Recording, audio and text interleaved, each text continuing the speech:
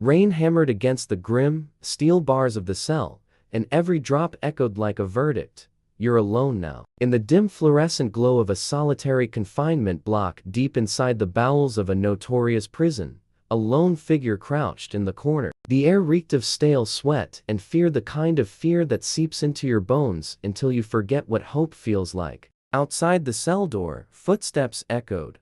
Heavy boots. Guards or executioners dressed as guards. They moved not with haste, but with cold, calculated monotony. Their voices were low, clipped, no mercy in their tone. Inside the prisoner, a young man named Marcus tried to steady his breath. His eyes darted to the small slot in the door where food arrived, a tray shoved through with no words. A sliver of light, a breath of life, then silence again. Marcus had been arrested months earlier for a crime he insisted he did not commit. The theft of a small amount of cash, a purse, a couple of bills. Nothing. Yet he was tossed into pretrial detention, denied bail, and from the moment he stepped into the prison, he was marked. Some whispered that the guards didn't like his tone, or the way he looked at them. Others said he asked too many questions. He became a problem. That was enough. Within days, he was transferred not to general population, but to solitary. They called it restrictive housing.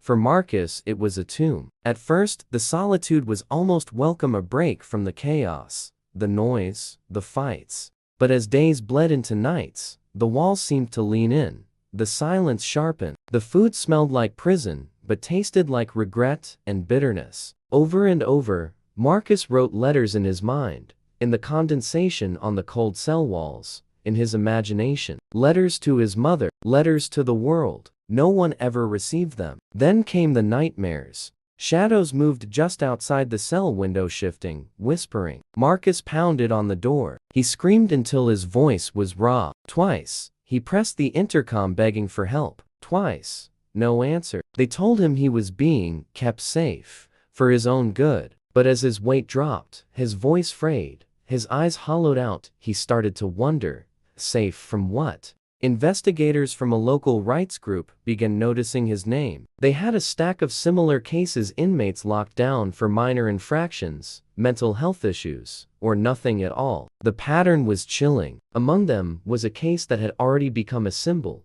a young man who spent roughly 2 years in solitary before his case was dismissed, only to die by suicide shortly after release. Wikipedia. One Marcus became their focus. A surveillance log showed elongated intervals between guard checks. Twice, there was no record of water being delivered to his cell. Once, a door had been left open all night before being locked again. No explanation. His lawyer pressed for bail hearing. The judge delayed. And then, on a bleak November night, Marcus's cell door opened for the first time in 14 days. The guard motioned him out. He was led down a narrow corridor to an interrogation room. His lawyer watched as he was cuffed, but offered no resistance. The guard's voice was low but harsh. Marcus's face had lost its youth. Lines etched deep, eyes dull. When they unshackled him, on the table a folded slip of paper. No name, no signature, just a single sentence in shaky handwriting. They own me now. As he looked up, the guard's eyes betrayed nothing. But in that moment, Marcus realized, this wasn't about justice or rules, it was about power. And power didn't ask questions, it demanded silence. Days later, his lawyer discovered a hidden CCTV log, a recording from the night the door opened. In it, Marcus, head down, whispers heard through muffled audio. Then a slam, a body collapsing. The screen went black. The time stopped, frozen at 3:17. They reopened the case. They tried to call it negligence, but Marcus had vanished. No record of transfer, no medical report, nothing. Just gone. No one knew if he was alive. No one knew if he had survived. His cell was wiped clean, as if he never existed. And in the dirt behind the toilet, one scrap of paper, a sketch of a barred window, and the words, 23 hours of silence. They began to wonder, what happens when someone is broken in silence, when their reality disappears? Do they still exist? Because when they opened the prison ledger, Marcus's name was scratched out. And that was the first true crime investigators realized. The crime was not only what was done to him, it was the erasure that followed. The city woke up to headlines that felt like a punch to the gut. Inmate missing after solitary confinement, review records inconsistent. The case file on Marcus wasn't just thin, it was carved open, with missing pages, unexplained gaps, and contradictions that smelled like a cover-up. It was a story that would unravel a system designed to hide its darkest secrets. Marcus's lawyer, Elena Ruiz, had spent years battling bureaucratic stonewalling, but this was different. This was an erasure. His entire paper trail, arrest reports, disciplinary records, medical logs had been deliberately tampered with. Some pages were photocopied so many times the ink bled into ghosts. Others looked suspiciously new, as if rewritten just days earlier. Furious, Elena marched into the prison demanding answers. The warden, a man who seemed more a part of the building's gray concrete than its leader, barely looked up from his desk. "Transfers happen," he muttered, his voice flat. "We're understaffed. Mistakes get made." Elena's hands clenched into fists on his desk. "Mistakes don't erase a human being," she snapped, her voice cutting through the stale office air. She knew this was just the beginning. Outside, the human rights investigators she partnered with were already at work. They gathered statements from other inmates who had survived the solitary wing, the prison's prison. Their testimonies painted a chilling, consistent pattern: lights that burned 24/7, guards who punished inmates by delaying meals for days, cells where the water was cut off without reason, and an unspoken, terrifying rule: if you complain, you disappear. One name kept surfacing in hushed, fearful whispers: Officer Daryl Hines, a veteran guard, known for his volatile temper, his procedural shortcuts, and his reputation for handling problems off the books. Inmate after inmate told the same story. Hines controlled the solitary corridor like his own personal kingdom, and those sent there were considered his. He decided who ate, who slept, and who suffered. The deeper Elena dug, the darker the hole became. She tracked down a former guard, a man who had retired after suffering a stress-related breakdown. They met in a small, greasy spoon diner off the highway, the kind of place where people go to be forgotten. His hands trembled as he stirred his coffee, the spoon clinking against the cheap ceramic. He didn't wait for her to ask. "You're asking about Marcus," he said, his eyes fixed on the swirling vortex in his cup. "Yes," Elena replied, her voice low. "I remember him. Quiet kid. Scared. He shouldn't have been in solitary. None of them should." The man's voice was rough, choked with the guilt he'd been carrying for too long. "What happened to him?" Elena pressed, leaning forward. He swallowed hard, a painful, audible gulp. "You don't just disappear from solitary," he said, finally looking at her. His eyes were haunted. "Not unless someone wants you gone." He slid a small, black flash drive across the table. It felt cold in her hand. "This is all I could get out before I left. Don't tell anyone where it came from, ever." That night, alone in her office, Elena plugged the drive into her laptop. Her stomach tightened into a knot as the files opened. It was a chaotic collection of hidden security footage, grainy snippets recorded off a monitor with a phone. Some clips showed guards dragging a limp inmate down a hallway. Others showed cell doors opening at odd hours of the night, always with Officer Hines present, a silent, menacing figure in the shadows. Then she found the file she'd been dreading. The timestamp read 3:17. It matched the exact night Marcus vanished. In the shaky, low-resolution video, Marcus's cell door swung open. A large shadow stepped inside. The camera jiggled, then there was the sound of a muffled struggle, a brief, desperate scuffle. Then the screen cut to black. It wasn't definitive proof of murder, but it was enough to raise hell. Elena went public. The story exploded. Reporters swarmed the prison like vultures. Protesters gathered outside the gates, their signs demanding justice for Marcus. Chants of, "Where is he?" echoed against the prison walls. Still,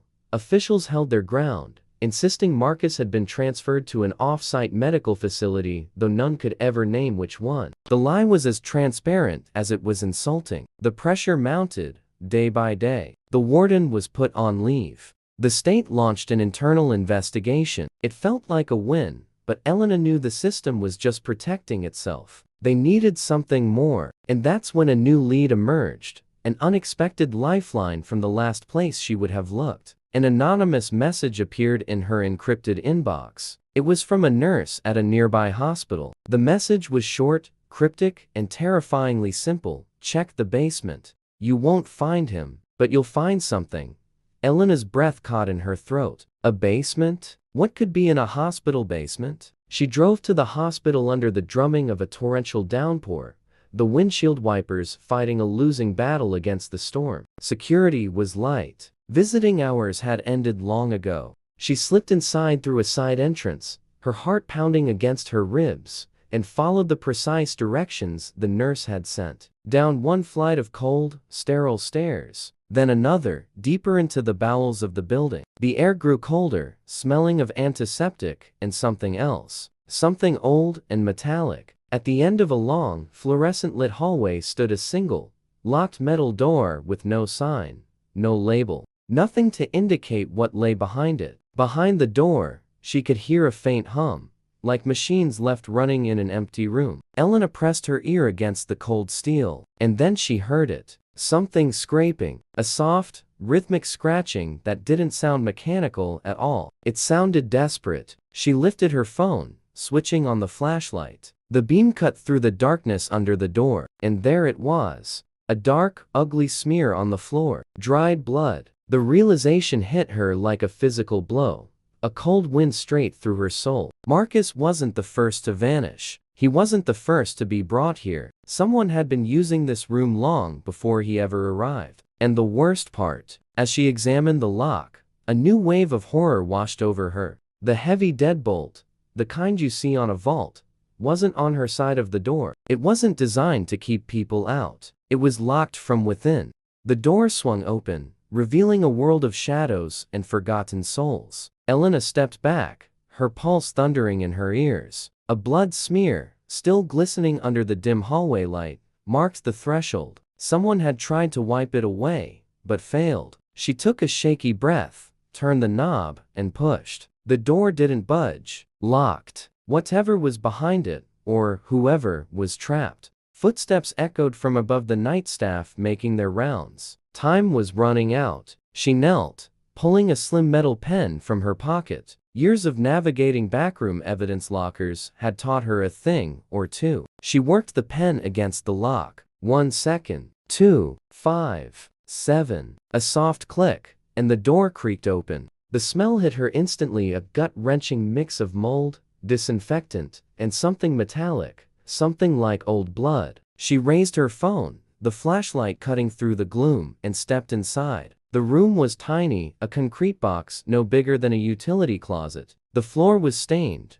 a dark history etched into the concrete. A single rolling medical bed sat against the far wall, its leather straps dangling like broken promises. Her breath hitched. This wasn't a treatment room. It was a holding cell, a place for the unwanted, the ones meant to disappear forever. Her light swept across the room, landing on a set of metal shelves. They were lined with binders, some warped by water damage. She reached for one, her fingers trembling as she opened it. And then she froze. Photographs, dozens of them. Men, women, young inmates, old ones, all captured in the bleak solitude of their cells. Most had bruises. Some were held in restraints. A few weren't moving at all. She flipped through the pages, a sickening chronicle of abuse. Dates, times, cell numbers, and the initials of guards were meticulously logged. Then, one entry stopped her cold. Cell 3B, Marcus Hale, 317. Beneath his haunted face was a scrawled note. Non-compliant. Transfer authorized. Transfer. But to where? To this room? Or somewhere worse? Before she could piece it together, a sound broke the silence. A breath. Soft, weak, but undeniably there. Elena spun around. In the far corner, half hidden by shadows and old boxes, a figure sat huddled, knees pulled to his chest. He was painfully thin, a skeleton draped in rags. Marcus, she whispered. The name seemed to pierce the darkness. The figure flinched. Slowly, painfully, he lifted his head. His eyes were sunken, hollow, but they held a flicker of life. Elena? His voice was a dry, cracked whisper. They said you wouldn't come. They said no one ever does. Her throat tightened, a knot of anger and sorrow. "We're getting out of here," she promised, her voice firm despite the tremor in her hands. But as she moved toward, another sound echoed from the hallway. The slow, heavy thud of boots descending the stairs. Not one pair, several.